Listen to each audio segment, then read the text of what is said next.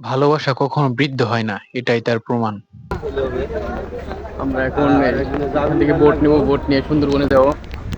এখানে অনেক লোক, খুবই ভালো লাগছে আমাদের। আমরা সবাই এখন বোটে উঠছি, বোটে উঠে সুন্দরবনে রওনা দেব আস্তে আস্তে। অনেক সুন্দর একটা জায়গা, দেখে আমার মনটা ভরে গেছে। বারবার এখন মন চায় যে সুন্দরবনে যাওয়ার জন্য।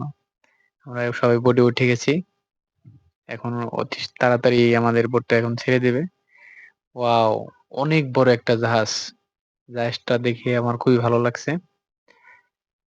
সুন্দরবনে না আসলে হয়তো এরকম দৃশ্য আমি দেখতে পারতাম না। তো ভাবলাম আমার ফ্যান ফলোয়ারদেরকে অবশ্যই এই দৃশ্যগুলো দেখানো উচিত, তাই এই ভিডিওগুলো করেছি। কেমন হয়েছে, কেমন লাগলো এই ভিডিওটা, অবশ্যই কমেন্ট করে সবাই জানাবেন। অনেক দূরে এই জাহাজগুলো ছিল, একটু জুম করে আপনাদেরকে দেখালাম। এটা ওই পাশে বড় সমুদ্র, বঙ্গোপসাগর। সেখানে যাওয়ার মতো পরিস্থিতি এখন নাই। আমরা সুন্দরবনের দিকে যাচ্ছি। গাইস, পুরো ভিডিওটা দেখবেন, না হলে অনেক কিছুই মিস করবেন। একটু জুম করে দেখাই, এখানে অনেকগুলো জাহাজ আছে। এগুলো মূলত এখন আটকানো রয়েছে হয়তো কোনো কারণে, হয়তো এদের ভাড়া নাই। আমি অনেক আনন্দ করেছি জীবনে, অনেক আনন্দের মুহূর্তগুলোর ভিতরে এটা সর্বোত্তম। আমি কখনো এত বড় জার্নি করি নাই। আমরা সুন্দরবনের অনেক কাছাকাছি চলে এসেছি, মানে একটু পরে আমরা সুন্দরবনে নেমে যাব। দূর থেকে কিছু বানর দেখা যাচ্ছিল, তা জুম করলাম, তো ক্যামেরায় বন্দি করতে পারলাম না। অতি কাছে চলে আসছি আমরা ঘাটে।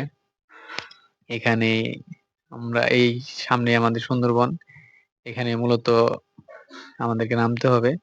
ওই দেখেন সুন্দরবনের নাম লেখা, সাইনবোর্ড লেখানো, করমজল সুন্দরবন আর কি। সব মিলিয়ে খুবই ভালো লাগছিল। আনন্দের মুহূর্তটা ধরে রাখার মতো ছিল না, তাই ক্যামেরা বন্দি করে রাখলাম যাতে। আমরা এখন সুন্দরবনের টাওয়ারে আছি, এখান থেকে আপনাদেরকে দেখায় সুন্দরবনটা কত বড়। বিশাল বড় এই সুন্দরবনটা, দেখে আমার মনটা একেবারে ভরে গেছে গ্যাস। খুবই ভালো লাগলো, অনেক আনন্দ করেছি। সুন্দরবনটা দেখে মনটাও ভরে গেছে, কিন্তু বেশিক্ষণ থাকতে দেয় নাই, জোয়ারের পানি আসবে। এর জন্য আমরা খুব তাড়াতাড়ি আবার ফিরে যাই। ভিডিওটা কেমন লাগলো সবাই কমেন্ট করে জানাবেন।